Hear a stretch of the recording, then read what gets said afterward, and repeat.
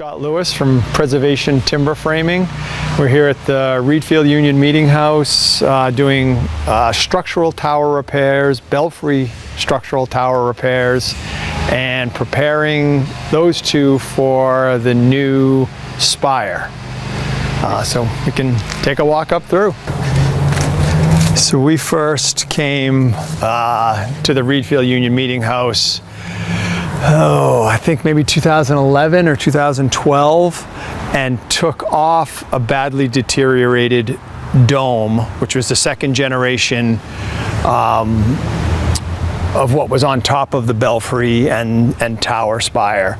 The spire had fallen off in the early 1900s. They had replaced it with a dome that was badly deteriorated. We took that off in, I think, 2011, 2012, and made it weather tight, and then have been working with the building committee and the church regarding the work that needed to be done, not only in the tower but also in the basement, which holds up all of the tower framing as well.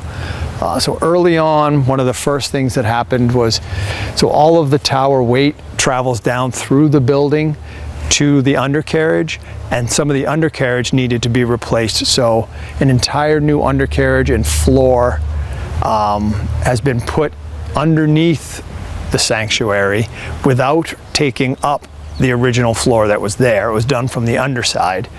That gave us the proper structure and footings that were required to point load all of the weight from the spire, belfry, and tower all the way down through the building.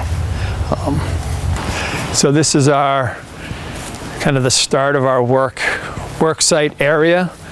A little bit of the demo debris that came out in the last week or so. We have replacement parts here for both the tower and the belfry. That could be anything from sills to girts to braces, plates, things that needed, were rotten we found during our assessment. We order the timbers, have them ready, and then kind of take off all that we need to expose those, and then duplicate the joinery that was there. Traditional joinery is used, mortise and tenon.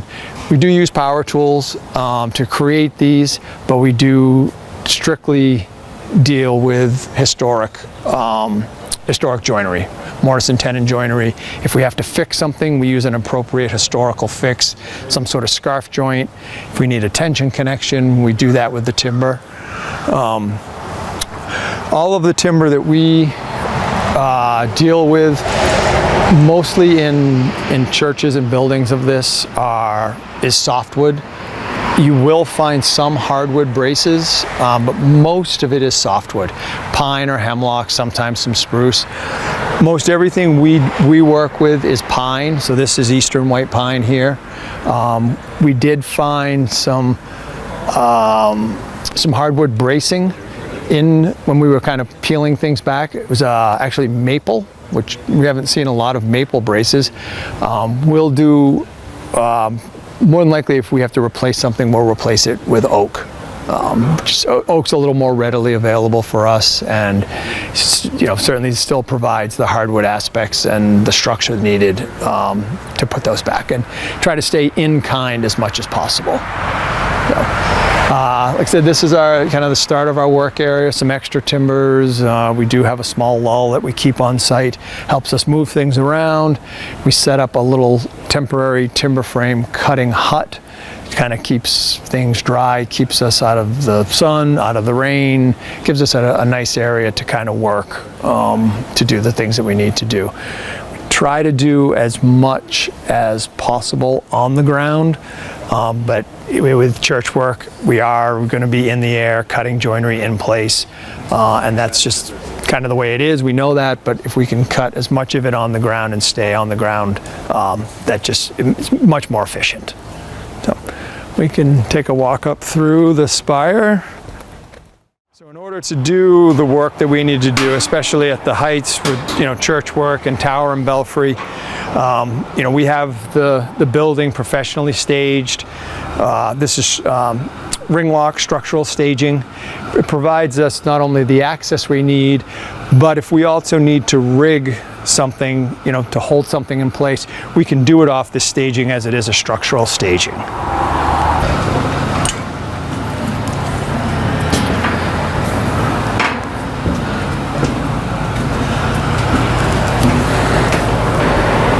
So this gets us to the base level. So this is, top of the wall. Plates, just like any other building. This is kind of where the roof moves up from here. So this is where the tower starts and then works its way up through to the belfry and the spire. When we arrived, we've done a lot of kind of cleaning out of some areas to gain access to see what we needed to work with. We did do an assessment of the building 5 or 6 years ago, so we had a really good idea of what was going on, but there's always surprises in historic preservation. We did know we had to replace the tower sill, which we have done. You can see that, replace in kind with a pine timber. We rigged the tower posts off this staging. So we had some, material coming across here and put a bracket and a jack on those posts and jacked it up just enough to create a break so that we could get the old sill out and get the new one in. Usually it's between 1/8 to 1/4 of an inch, not a significant amount. So we were able to do that. We duplicated everything we found in the sill and put it into the new sill so that when it all goes back together, it all goes back together exactly the way we found it. Mortise and tenon joinery, there's cogs here that you can see that form the lookouts. So basically there's a timber that comes out here, and that's what forms this cornice, and all the trim work, that's what holds that on in place. We had a little bit of a fix here, just a face fix that we had to do. It was just a little bit of rot on the exterior of the post, but it didn't go in deep, so we were able to just flatten an area and put a little bit of a fix on that right there. The only thing that's hardwood in this is the free tenon. So because there are tenons on the bottoms of these posts, anywhere between 2 inches and 4 inches, we obviously didn't get that amount of lift in this to be able to slide this timber in and put it back down with its original tenon on it. So what we do is take that tenon off, we slide the new sill in, and then we cut a slot and put a hardwood free tenon in there. So there is a tenon in here that goes into this so that there is a positive connection between the post and the sill so that it can't move around. We always, most everything that you find in a timber frame is pinned with a wooden pegs or wooden dowels, anywhere between 3/4 and trunnels up to 2 inches. So we did, we used a structural screw, but we also put back wooden pegs, just because they were there. So we put them back just so that they're there. Yeah, a little bit of an under squint so that there's structural screws and there's pegs, but in theory this can't kind of pop out because of the way that angle is. Yeah, a lot of the timber frame construction, you see different things, but it's very redundant. Yeah. And some of the stuff that you see, you would find in other homes down the road, next town over, other places. It just might be a little different form, but timber framing is kind of, the bigger elements with the mortise and tenons and everything kind of fits together. This area right here is more of like what they'd call scribe. You scribe the pieces together. A certain piece fits in a certain spot because these posts aren't regular, everything's a little bit irregular, so you kind of scribe the two of them together and it kind of goes exactly where it goes. That's why some of these older timber frames you find marriage marks.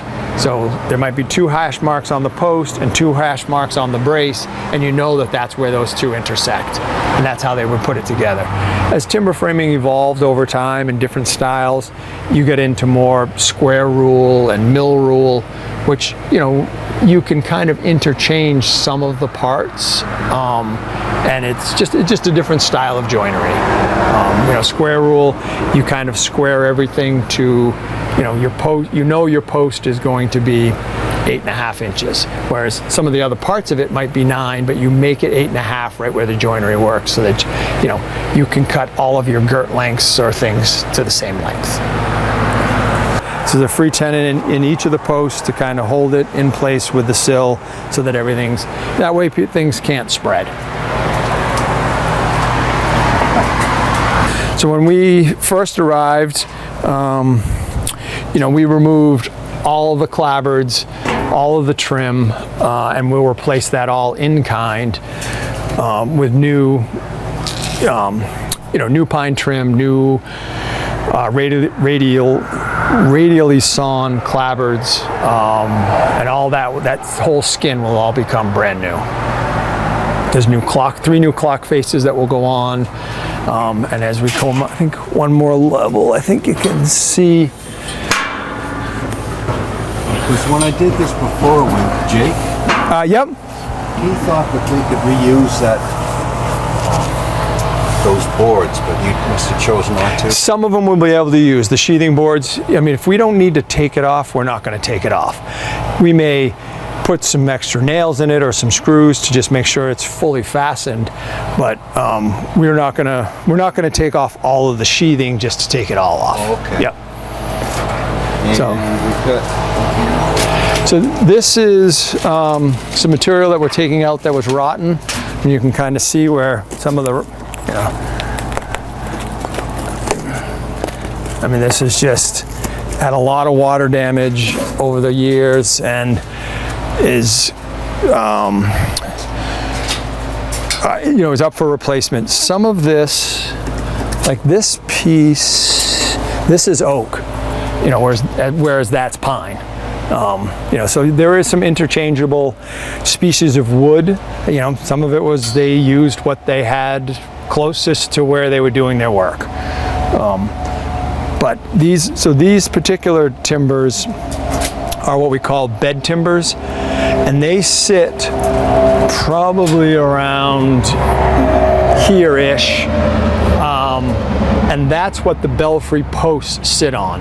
So you have your tower, which comes from the top of your building up through, and then you have your belfry, which telescopes down into your tower, and that's how it kind of gets some of that structure. It's kind of telescoped down in, and those belfry posts sit on these down into the building and then poke out through the top of the building, you know, 10, 12 feet or so. You know, each one is different, not each post, but every church is kind of a little different on how tall their belfry is. And then from there, then you build the spire on top of that. So these are the belfry timbers that were very, you know, very compromised, you know, to the point where when we came here to do the assessment, you could see rotten holes in the sides of them where the water had just infiltrated and damaged them over the course of a number of years. This is, you know, we kind of opened this up just to let some air in, but this is kind of one of the openings that will have the mechanics to the clock will come out through here, and this will be where the center of where one of the clock faces will sit, with the handles and the dials and all that will control the clock itself. Could you tell, as you were going through this, I really don't know the history, but perhaps you could, they couldn't afford a clock or a bell initially with the whole thing have been here but hollow just for future development? Yeah, sometimes, I mean, you know, you either have a smaller bell or you trade your bell out, or you get a bigger bell, or you can add to. But a lot of times these towers were built and you can kind of see where things were added to them afterwards. You know, I'm not sure if they had a clock from the very beginning or not, but you know, that does happen where you have a tower and a spire, and maybe you add a clock face, or maybe you add other elements over the course of the years it's kind of similar to your house. You kind of do improvements, and as things change, you add, and new styles come into play.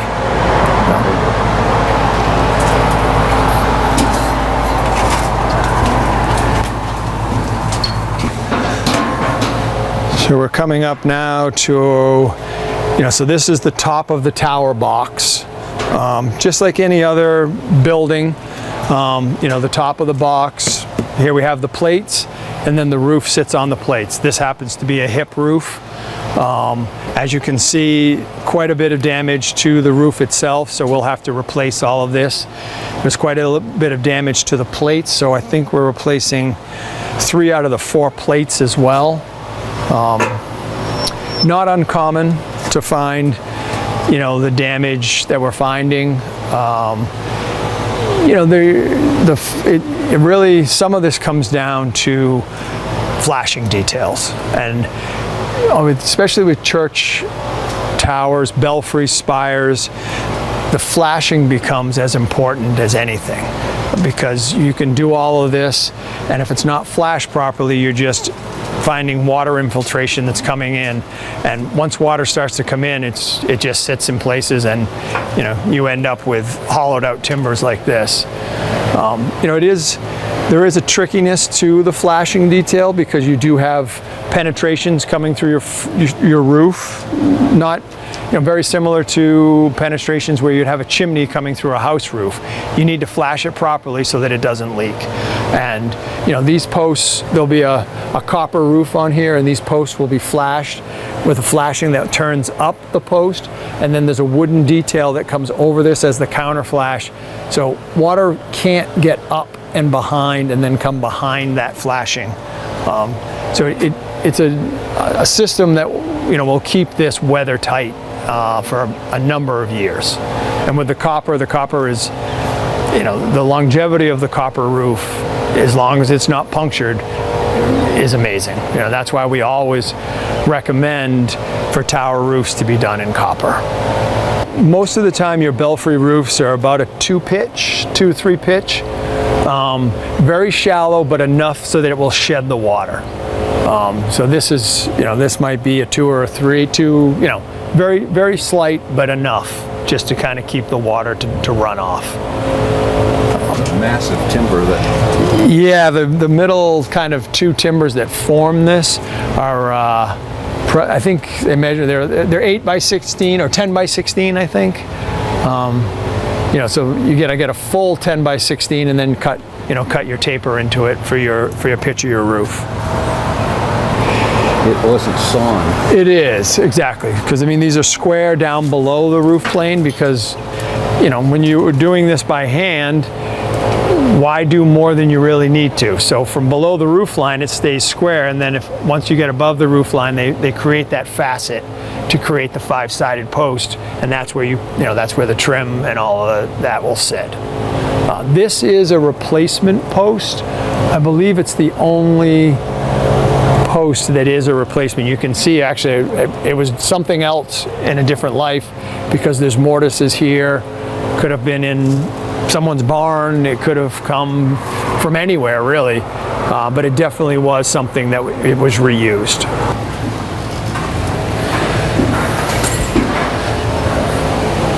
So this gets us to the top of the belfry, and this will be where your new spire will sit. There's nothing here right now. We will introduce what's called the spire crab, and that's basically a set of timbers not unsimilar to the way the roof looks down below, that form kind of the octagon shape of the spire. So every one of the spire is made up of 8 spire rafters.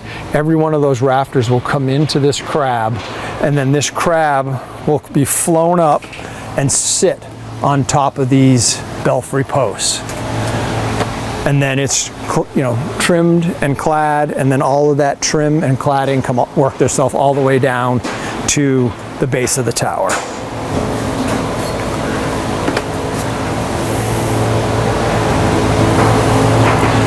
So as I mentioned earlier, 2011, 2012, we took a dome off the top of here. So that dome sat right here. We took that off, and then this roof that's above us right now, we made as a temporary roof and sat it back down on these posts and bound that down as as a layer of protection with to protect these belfry posts and protect the roof below until we were able to come and do our work. So our scope this year is the tower repairs, which we've done the sill and the girt. We have the plates to do.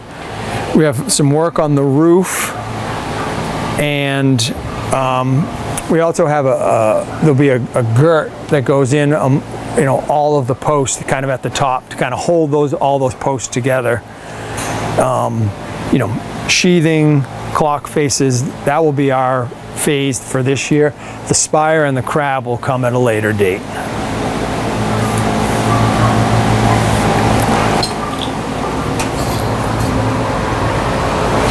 As you can see, it's we've got multiple layers of efforts to try to make sure to keep everything dry. Yes. Not more dry, everything that's down in the sanctuary, the painting, the plaster, all of that type of stuff.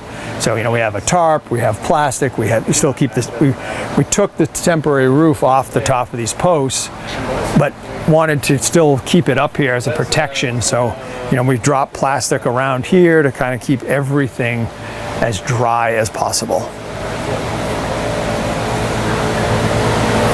I think they're probably getting close to maybe doing a little bit of rigging to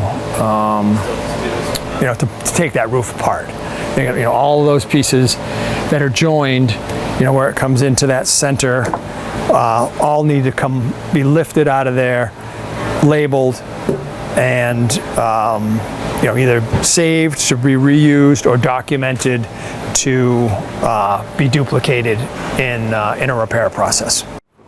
So when we're done with phase one, at that point we will have, if we went all the way back down to the top of the box, the top of the sanctuary box where the tower starts, that will all have sheathing, new clapboards, new trim, all weather tight. It will come up to the tower roof level, which is here, below in here. That will have a brand new copper roof, so that will be weather tight. So at that point, the sanctuary and what the interior portion of it is weather tight.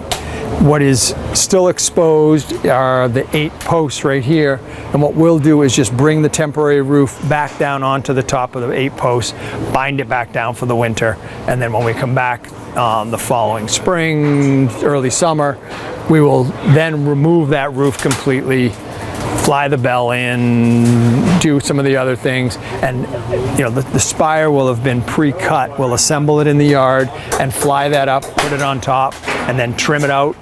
Copper comes down over that trim, integrates into the top of the belfry, and at that point we're pretty much done. It's a little ways to go, but it's definitely are seeing the light at the end of the tunnel.